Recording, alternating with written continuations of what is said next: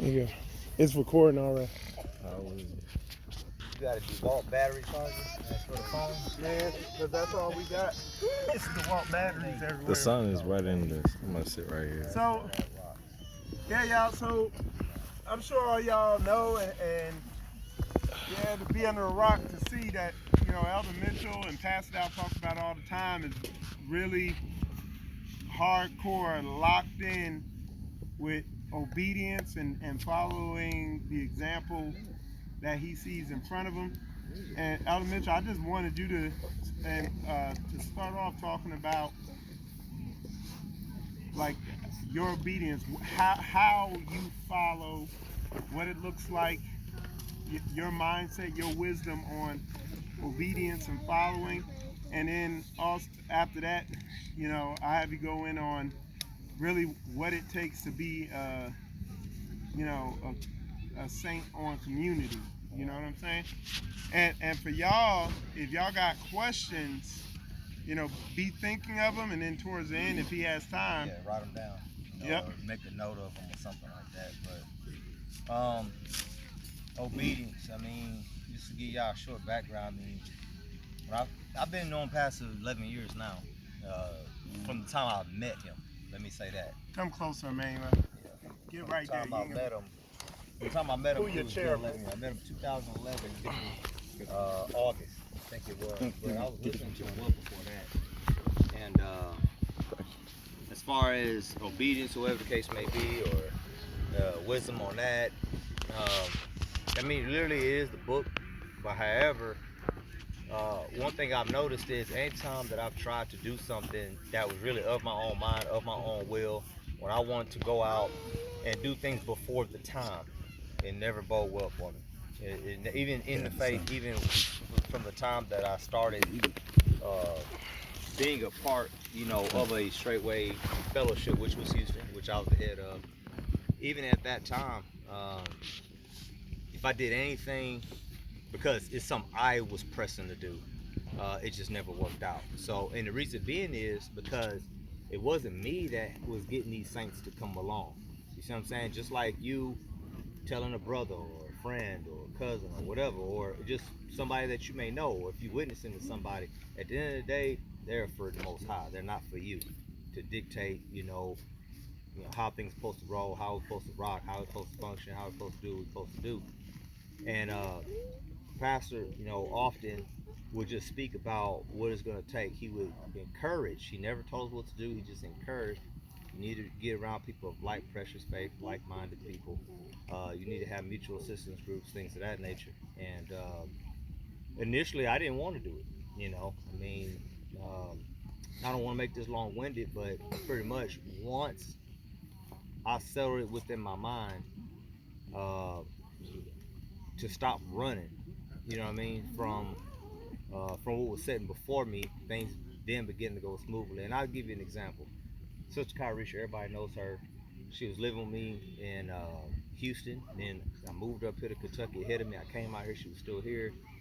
And the father was dealing with me because I knew that a brother had a need, Brother Kabir.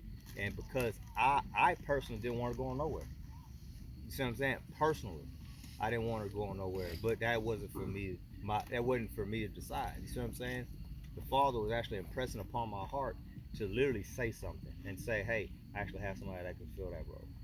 And I didn't want to say a word. Like I said, my flesh, me personally, didn't want to say a word. And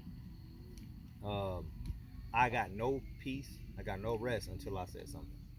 And sure enough, where she's at now, up there in Praise Land, feeling that need. But that had nothing to do with, and it taught me a valuable lesson that be real with yourself. If you're truly listening to the Father, to the, you know, what He's giving you, the what's the word I'm looking for? The conviction. You know, when you hear, say for instance, whenever you guys, so here's the submission part. So, pastor preaches, elder preaches, any other pastor, you know, any of the leadership is preaching, you get pricked in your side. You have a conviction which comes over you. There's something about what they're saying is rubbing you the wrong way. It's the spirit. You see what I'm saying? And you have to deal with that. You can't just be like, oh, I'm gonna act like it wasn't even said. Nah, it's gonna deal with you if you don't deal with it. And that's what's gonna cause you to crumble from the inside out. You're gonna be here, but you're not gonna really be here. You're here physically, but man, your mind is not tuned in. Your spirit is not, you're just not in tune with the body because your spirit's off, your mind is off. And so I began to just follow what Pastor has done. So literally, to me, it was simple. He would talk about his stories. I mean, years ago, I don't know if any of you guys listen at this time, but years ago, Pastor would do this thing called Torah portion, they would call it, right? And where pretty much it was like an interlude to the message. He would go on for like 30 minutes to an hour just talking, and I would listen very intently to his stories and what they did. And I said, well, they did it, I guess we'll do it. So he talked about how they lived in one home. I said, shit, hell, I'll do that too. So that's exactly what we did. He talked about how they found the land. We found the land the same way. Uh, Literally everything that he's done, I've just pretty much mimicked because it worked for them, so it should work for us. Now, are there a few wrinkles? Yeah, there's a few things that were just us, but outside that, the bulk of what you see is literally what I follow from what I hear that he has done or what I have seen that he has done. You follow what I'm saying? And when people come to this thing, it's everybody wants and has their own mind. You have to just kill that nonsense. You need to just be a helper to whatever the Father's putting out. At the end of the day, you have to be a helper to it. Let's say, for instance, um, you see Kabir, you see Brother Dan, you see Shar, you see Michael. All these different communities are starting to come together. Well, you can't be frustrated and upset with how someone is doing something. Like he may give y'all an order, you know. Pastor always says it. If you have your job, you're gonna be on time. You're gonna do what they say, and you ain't gonna say nothing against it because you want that paycheck. You want to keep your job. If you're in the military, you're on.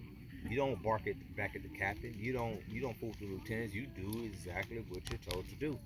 So, how much more the body of the Most High?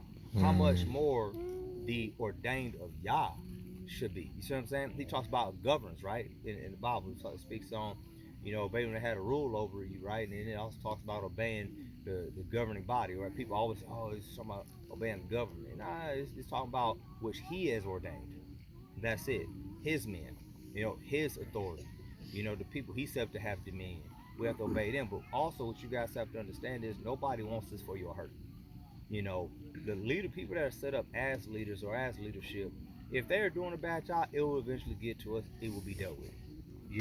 But people have to cry out. They have to speak on it. Like, from my understanding, everybody that's in leadership, they operate just how me and El Rufus operate. Man, don't talk past it. Yeah, if I'm doing something, I don't mind standing before the board of elders. I don't mind standing before the other leaders. And I will actually do whatever they tell me to do. We've literally had heads of fellowships, elders. We've had, Pastor always says that we've all sat in that chair, right? And guess what we got to do? We actually listen to each other. Whatever they say, we just do. We might not even really agree with it, but hey, if y'all saying it, I'm not deviating from it. We're not going to go to the left nor the right of it. You see what I mean? And fear is really what keeps people from following. The unknown, fear is what keeps people from obeying. Fear is what keep people from, I'm going to lose a part of me. You ain't losing a part of you. This is something that you say you want to be a part of. By all means, if you don't want to be a part of it, man, just say so. Because that actually helps you out, but it also helps us out. We could move forward just fine and do what we got to do. We can actually do more with less, and you can live your life. So the idea is to get behind whatever, the man of Yah, the Most High, is setting up for all of us to be a part of. So, if somebody's being ordained, follow. Okay, just support it. You know what I'm saying? You were not asked. There's a board of elders that's all agreed, or there's at least 2 or 3 witnesses that agreed to put X, Y, Z man up, or this family up, or move this family here, or whatever. The idea is if you trust the process and you trust in the Most High and you trust in what you see in this governing body that Yah has set up, ain't really nothing to be worried about. You just back it up. That's it. And be a great support. Because you're just wasting a lot of time. I got a brother right now. He literally looked at me and was just like, man, I've wasted so much time. It's like, what do you mean wasting so much time? You've been saying this for years and I'm finally doing it. I'll go ahead and be honest with you, Brother Christian. He was being selfish all the way up until this past year. And now look at him online. You see sweet potatoes. You see white potatoes. You see pinto beans. You see watermelons. That's his hand. That's his hand. Now, what if he would just fully with me the whole time getting this thing done? You think it would took that long? No. We could have been had that. We could have been got that yield. But it takes a certain type of spirit. You know what I mean? It's one thing just to go through the motions. Hey, I'm here with you, Mike. I'm here with you. But you just here. You just along for the ride. Why not be an integral part of what y'all are doing? You know, that's the important part. If everybody's seeking to be, I was telling Young Bloods this earlier. You were there. Yes, sir. Y'all need to start doing stuff. We need to figure out who's the mason. We need to figure out who's the framer. We need to figure out who's possibly a future leader. Now we have to see. We got to see it. Y'all got to start doing stuff. Add talents to yourself during the dead season. Learn, study, make yourself available. Come out here and learn how to build. You know, go and be part of the trainings with Frogman and Gideon and, you know, Freeman and them. Try out for the security team. Do all these things. You got to figure out where you fit in at.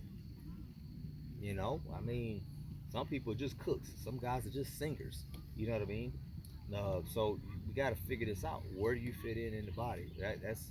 You know, it will be revealed, but the idea is you have to first do something.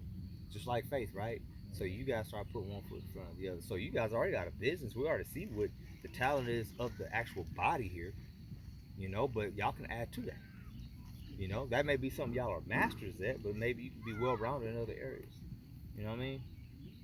So, I mean, in a nutshell, you're going to have a life of ease, and it's going to be much more peaceful if you guys are able to submit. And at the end of the day, that is the key word for following the example for you, is submission. I'm just submitting to what I've seen. I'm submitting to the order. I'm submitting to the you know, let's say, for instance, every home fellowship, it starts out this way. You know, we meet someone, in this case, him, and then we start getting calls from other people, or there's already people there, and we tell them to go to wherever he is. That's what a home fellowship is going to be. You see what I'm saying? That's step one. Submitting just to that. You know, once you submit, okay, well, he has the backing, great. You just submit, and that's it. And then the order is, you don't bring people to, and this is something that he got. You don't just bring people to the house. And he used to call me. Hey, you know what I'm supposed to do? I got this situation or whatever. Hey, I got this brother reaching. I got this sister doing da da da da, and we talk about it. And every from here, from the hub, throughout all the other communities, we all function the same. You want fellowship, or you just want to talk? Nope, you can't come to my house because outside, this is the tabernacle, but 6 days a week, this is my home. So my children lay their head to sleep. My wife sleeps. This is where other saints' families sleep. And I ain't just about to just bring anybody over here. So that's already wisdom right there. He just obeying the order that's already been set up. You know, we come together, we stack Federal Reserve notes, everybody gives all. That's another prerequisite, right? Everyone gave all. No one had anything which they called their own. And every person had that which they had need of. You know, I mean, if we follow that and we embrace the suck early on, we could be like this. Many communities could be just like this. And these saints, yeah, the pastor said all the time, there was a point in time no one kept anything, man. They got what they needed, and that was it. They didn't hold back anything. It was just boom, at all. Then they got to a point where they have plenty, and now guess what? Now people are getting what they need plus what they want. But we don't really care about what we want in this life. I mean, it's nice, but don't need it. It's not a need, it's just a want. You know, and all you're doing is just appeasing the flesh at the end of the day. Think about it. If you live, this is like a little country. It's 103 acres. It's like a small country. I mean, I remember I came here, I didn't leave this land for 3 weeks, or a month actually, when I came about 10 years ago. On my property, on our community in Kentucky, I mean, I go 3 weeks to 4 weeks sometimes and never leave the property. I have no need to. It's like, we got everything here. I don't need to go nowhere, but okay, hey, we're gonna go buy this cow from this Amish guy, be back. Oh, hey, I'm going Straitway to pick up some building material. I'm picking up the backhoe, so I'll be back. I'm gonna pick up, every time I leave, it's for the community. It's for the community. It's for the community. Elder Mitch don't care nothing about what's out there. You know, my wife don't either. We ain't worried about, let's go take children to Disneyland. Nope, we don't care. Let's go to the amusement park. We don't care. Go to the movies. We don't care. The movie right in our living room. Hallelujah. You know, I mean, it just don't matter. I mean, think about people, families that go out there and try to have innocent fun and then get shot or get robbed. It's like that's what I'm saying. It's no place for an Israelite, man. These are heathens out there. You know, oh, how do y'all develop family? Like, bro, hey man, we got a creek, we got a pond. You see what I'm saying? We got a fishing hole not too far from us. You know, we hunt. We can set up a tent on our own property, whatever. We deal with our gardens, we deal with our animals, and we mile our back. We just do stuff. I mean, that's how we live. That's how we function. If we want to go on a vacation, we're going to another community. We're going to Straitway, Georgia. Or we're going to Goshen. Or we're going to Praise Land. Now, we're coming here for a weekend. That's our vacation. That's what we do. It's like we got a big fat goose egg concerning brothers. I mean, there's probably twice this year. Matter of fact, once this whole year that a couple's even gone out somewhere just to go somewhere. And I pushed them to go. But why? Because their children were gone. They got 2 older boys, Dick and Gorman. They got 2 older boys that were down in Georgia working with the other boys down there. And I said, hey man, it's been a long time. You've been married for a while. I said, yeah. I said, man, why don't y'all just go out somewhere because they're gone? You know, once they come back, we just get back to life as usual. Like, I don't know what I'm going to do. Exactly what he said. He's like, shoot, been married for 20 years. What you going to do? And I was like, I don't know. Just figure something out. Man, they just went and got a hotel room, man. And just, he took out to breakfast. And they went to some museum. And it was just like, you know, he said it was cool, but he was ready to they were both ready to come back.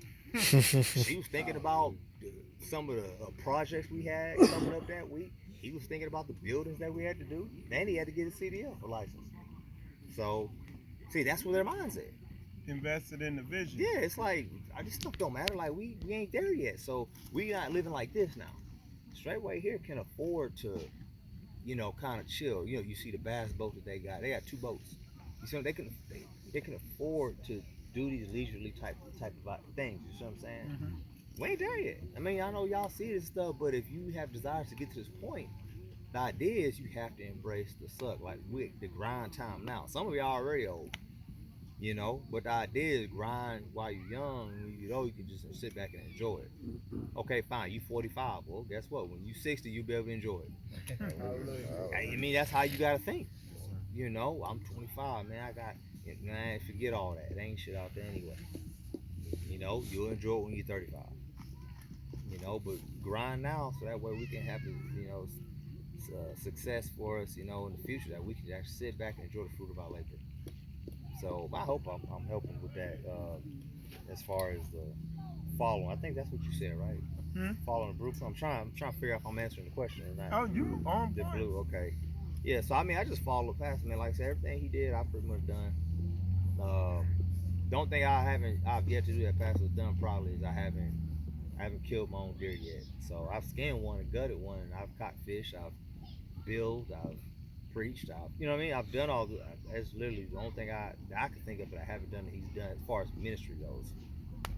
Kill a deer. I mean, but that's what I look to. I look to what he's done, and I'm trying to mimic that. Now you guys would do well. I mean, some of y'all should seek to mimic Brett, JC, Scott. You got a bud here. I mean, this is what you need for a successful community. You know what I mean? So that's what it's like. Just the wisdom behind just following the example before you, man. It's when you break away from it, there's an unknown. Do we got time for unknowns right now? Look at what's going on in the world, right? So it's better to say, okay, damn, Mitchell and them did this, Georgia and them did this, Goshen and them did this, Kabir is on his way to do these types of things, and Yashar's trying to do it, y'all trying, you see what I'm saying? So the idea is, let's move together and we'll come and assist and help. Y'all get land, y'all in Nashville now, so sure, y'all get land in Tennessee, guess what? All the Straitway about to come together to help throw y'all up something. You know, look at Rasan and them, they just poured a pad and then boom, you had Brother Jonathan and them come together. So you're gonna have other communities come to y'all spot to help y'all get stuff established. And then guess what? Y'all close now, so y'all can come get this block in with me this winter if y'all want. You see what I'm saying? We are, yep. So it's stuff like that. Like we can do these things. You know, y'all can be invited to just get it in. Some of you guys, you know, y'all close by now. You know, who can do security? You know, what brothers are willing, capable, have the right spirit to actually come and assist and help in that area. You see what I'm saying? So there's so many things that you guys can just follow the example with. So as far as what it's gonna take to build a community, um, honestly, man, you can't be fearful. You know, when I first started out in the ministry, I came here for a year. I mean, I came here for a month, right? And matter of fact, 10 years ago in August, I came up here, and I think you heard this, Mike, earlier today. I told Elder, I told Pastor when he got back from Chicago. I said, if you invited me to live here, I wouldn't come. Mm. Did I say that? Yep. I said I wouldn't come. You know why? Because once the leader stepped, when he went away to Chicago and he left me here on this land, I was here with Elder Becker, and these saints was acting a plumb fool. They was cutting up, boy. I'm talking about giving Elder Becker all kind of hell. You know, didn't want to listen, didn't want to work, wanted to leave the community, go to the movies, all that dumb shit. All because Pastor stepped away. You know, and over half those people are no longer around. Over half. Because I couldn't see. I'm a hard ass worker, bro. And I mean, Greg grew up with very little. So the last thing me and him want to be is poor. So that's the mindset I had. I worked hard. I got money. I'm good. But I was willing to give it all and lay it at Pastor Dow's feet. And the way he was talking, it was with so much fire, man, and conviction. I'm like, I'll do that with you.